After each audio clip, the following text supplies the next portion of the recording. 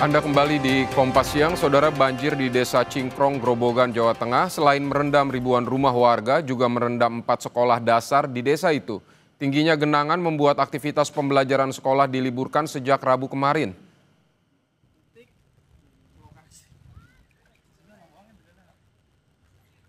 4 sekolah dasar masih terendam banjir sejak Rabu kemarin. Aktivitas pembelajaran di 4 sekolah dasar pun terpaksa diliburkan hingga Jumat ini karena sekolah masih tergenang banjir setinggi 50 hingga 70 cm.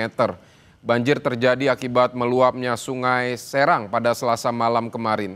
Kini, meski banjir mulai berangsur surut, namun sebagian wilayah yang rendah masih tergenang banjir dan menggenangi sedikitnya 300 rumah warga.